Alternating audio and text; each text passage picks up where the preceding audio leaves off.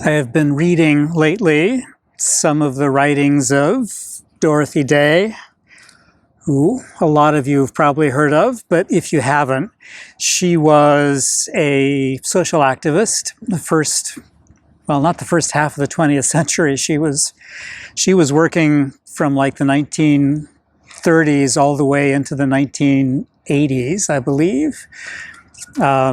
Feeding the poor, the hungry, and advocating for anything that she considered unjust treatment of people who didn't have the resources or the power to fight back.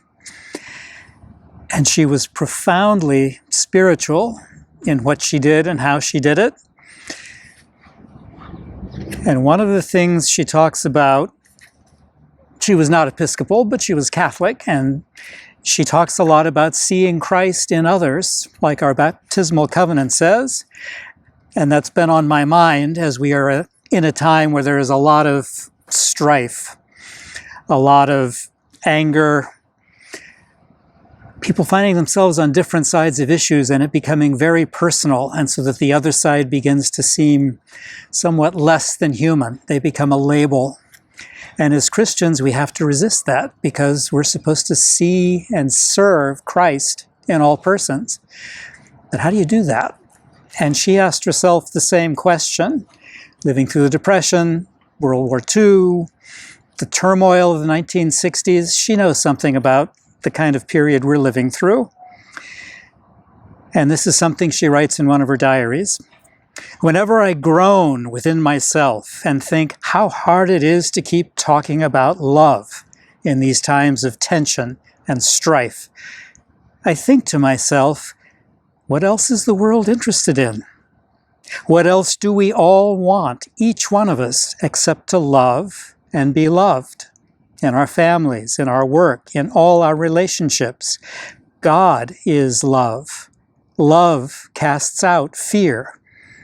Even the most ardent revolutionist seeking to change the world, to overturn the tables of the money changers, is trying to make a world where it is easier for people to love, to stand in that relationship to each other. We all want with all our hearts to love and to be loved. Trying to make a world where it is easier for people to love. I don't want to oversimplify things, and there are issues where I think Christians have to take a stand and maybe be in opposition to other people. But if we can never lose sight of the fact that however misguided they may seem to be, what humans want more than anything else is to make a world where it's possible to love. And if we can keep that in mind, that that's really what should be motivating us, and that there should be something of that in just about any other human being anywhere on the spectrum of political action.